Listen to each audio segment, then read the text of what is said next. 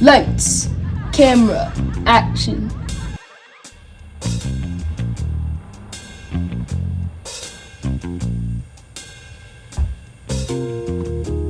Right outside of downtown, going to Abbott Hospital to visit my grandmother. She seems to be doing all right now when I talked to her on the phone. And she had a heart attack yesterday on Christmas Day. Pretty insane. This is a video about breaking generational curses. So let's go check on grandma, see how she's doing. Thank you.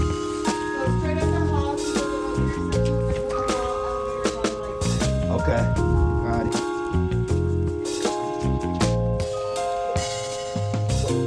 I really don't like hospitals. There's a certain smell in a hospital. There's a certain vibe.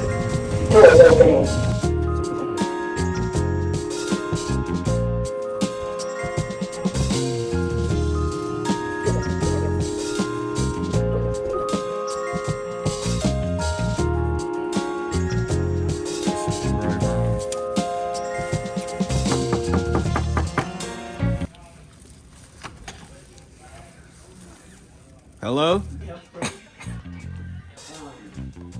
To keep my blood thin. I'm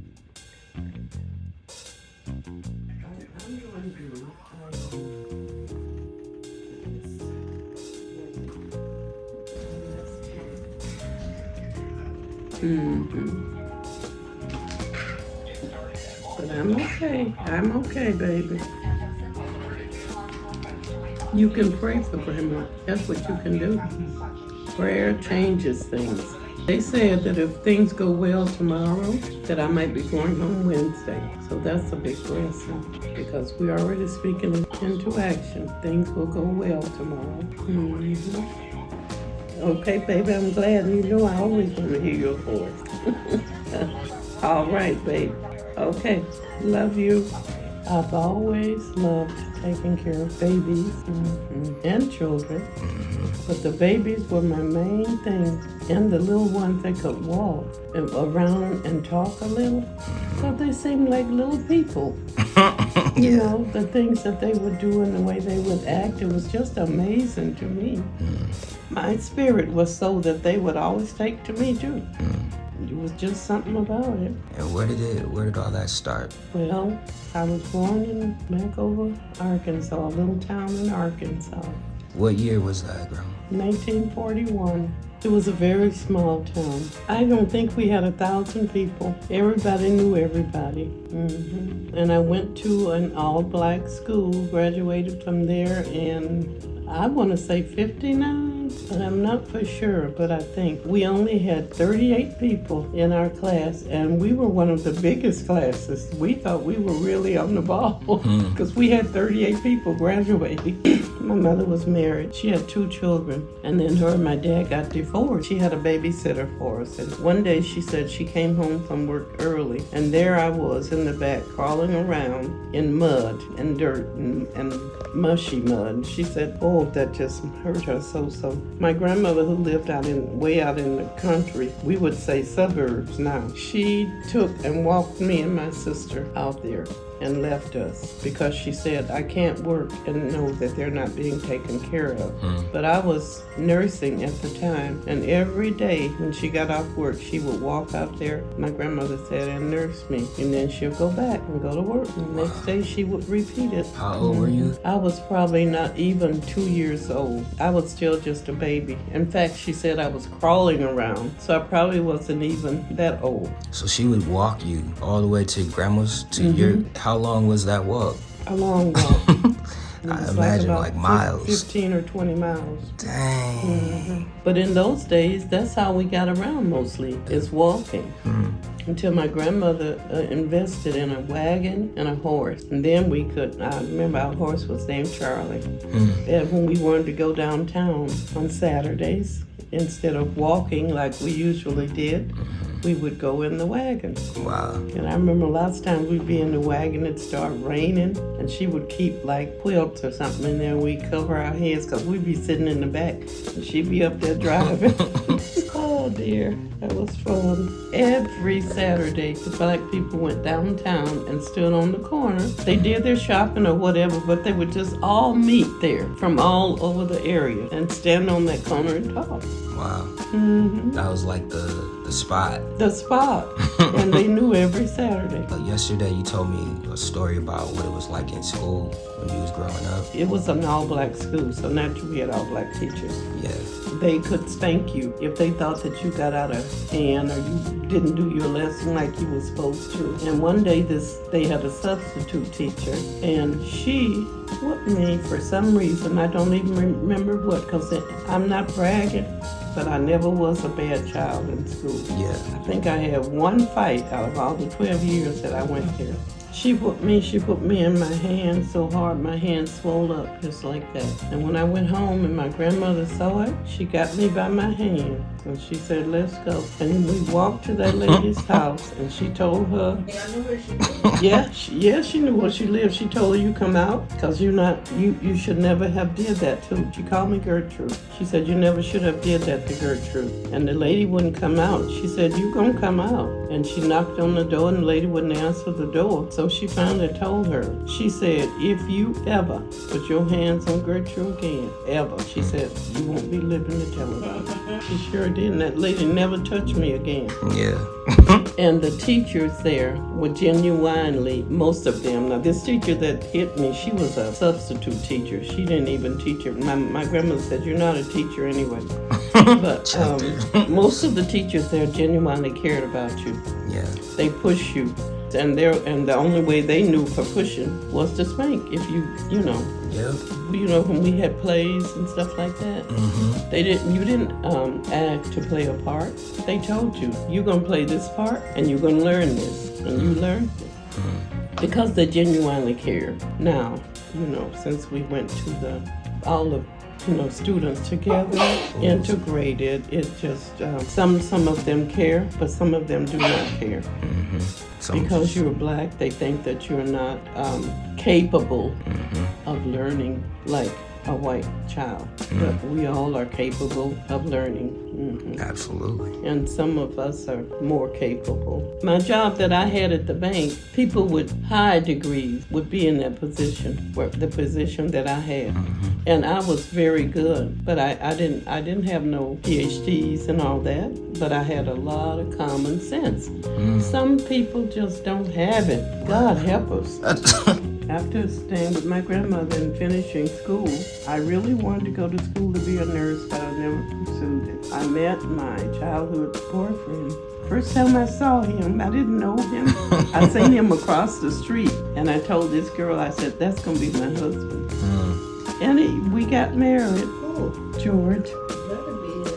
Before we got married, we would always be talking. We're going to have children. I said, yeah, I want 6. He said, 6? Are you crazy? I'm the mother of 6. I have 5 live births, and I did lose 1 child. I wanted 6, and I got 6. So we had the children, and then my mother moved to Minnesota, and she always said, I want my children raised up around me. She finally convinced us to come to Minnesota to live. Around what time was that? In 1964. In 1964, she came at the perfect time, because that's when the Civil Rights Act of 1964 was signed. That's when Martin Luther King Jr. received his Nobel Peace Prize. Martin Luther King? What was it like when Martin Luther King was assassinated? Was murdered? Yeah. Oh my gosh, when I heard that, I told my kids I pulled my shades down. Because I didn't want to see and this is not being prejudiced or anything like that. Yeah. But I just didn't want to see any white people. And my neighbor was white. So I pulled my shades down and closed the doors and I said, we're not going outdoors. We're just going to stay in the house. That was so horribly terrible. It was just oh my God. It was terrible. Was it bad? Did the neighborhood get bad like it did when George Floyd killed? No, they didn't. No riots or nothing? They didn't do anything. Because Martin always preached peace. He never wanted violence. Even when when he'd be walking and they'd get beat up, he'd teach you not to fight back. Do you think that was the way to go? Yes, I do.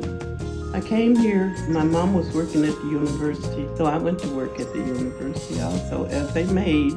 George he went to school to be a welder, so he got a halfway decent job. But my mom, she never liked me working as a maid. She said, you finished high school, a few college courses. She said, I want you to do better than I did.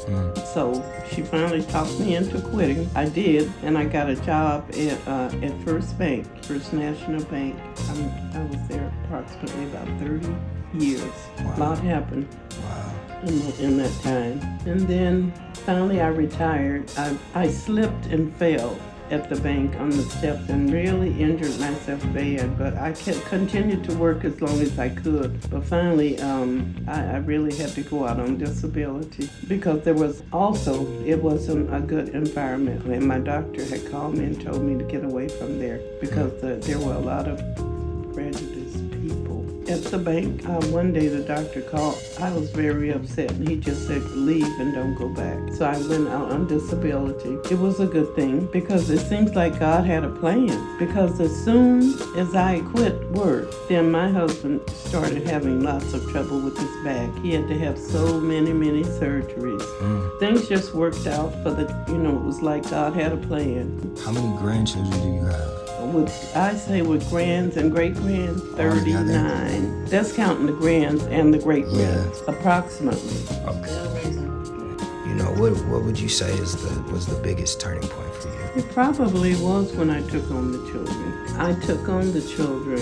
It was under a lot of duress because lots of my kids, even the grandmother, did not want me to take them on. They said, let them go to a foster care. Even the grandmother? Yes, I'm the great-grandmother, yes. Okay. Yes, she didn't. Yeah. She said, Mom, let him go. But I just couldn't. Being raised down south under that, family stuff. You can't. Because black people were raised to stick together down south. That's just the way we were. We were raised to treat everybody with respect. And family was family. And so that was me. I could not, at that time, see them separated because there was 5 of them. And I knew nobody was going to take 5 kids. I want to emphasize something that you just said because you wrote this down the other day. It's like one of your core principles. It's like family always sticks together. Is that what you wrote? That's what I wrote. Yeah, and that's been ingrained since you were a child. That family always sticks together. Family stick together. But before, I didn't really understand why you took on the grandchildren like that. But it was because you were staying true to who you are. Well, as life went on, and it surely does go on. I told you I had 5 living children. I lost a daughter to leukemia. Then I lost my husband. Then I lost a son. I was not in a good way, but I still bounced back and got back into church, and that's what really helped me, and trusting in the Lord. And then when my granddaughter got into trouble, so much drugs was going on then as it is now, and she got on some drugs with the wrong people. She had the 5 children. The state had taken them away from her. I did not want to see them in foster homes. And I knew one thing, nobody was going to take 5 children at one time. So I knew they would be split up.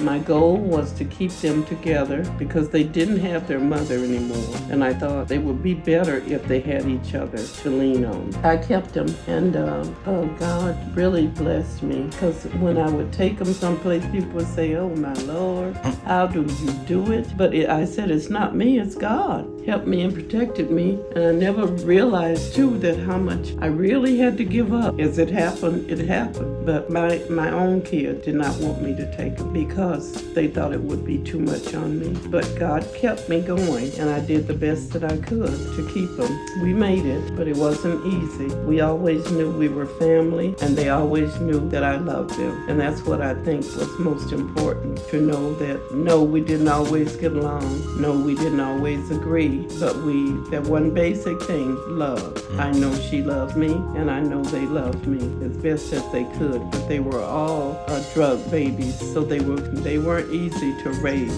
Not at all. So when you say drug babies, you mean like when the mother was on drugs when she had them. We had to do a lot of psychiatric treatment and running here and running there. We did the best that we could, give them what they needed at that time. I tell you, it's something else raising 5 children. Because before, my husband and I were just living in the house, just me and him. So there was no real damage or anything. I mean, if it was, we could, fix it back. It was minor. But my Lord, when they moved in and then they grew up and they would be running through the house and, like typical kids will do. And things just happen. So now my house is in a shambles, but it's still there and still lots of love in it, but a lot of repairing too to be done.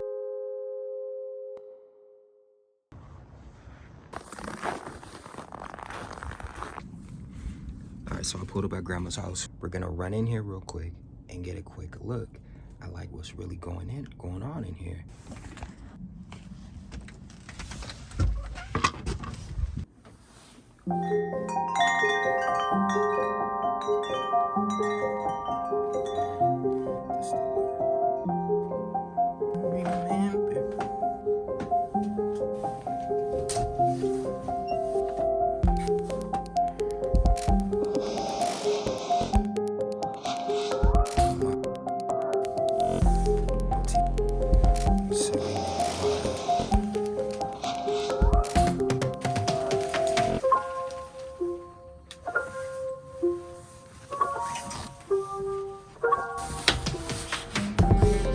Ain't no lights? Okay, I'm gonna use my flashlight. Smell like cats.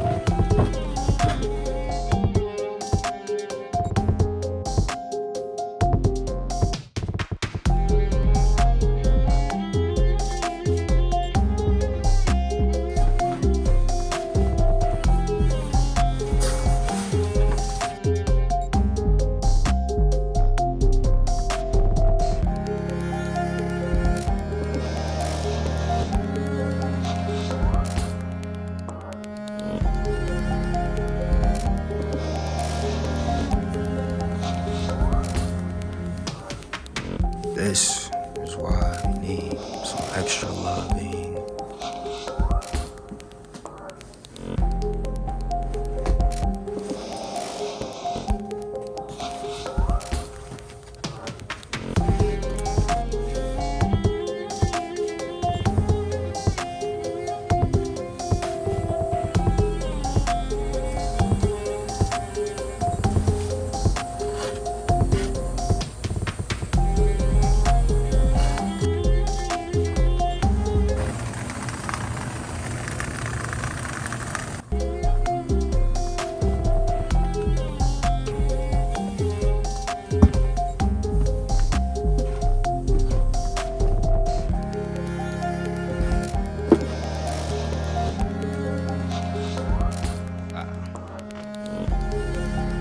Stay humble, be kind, work hard.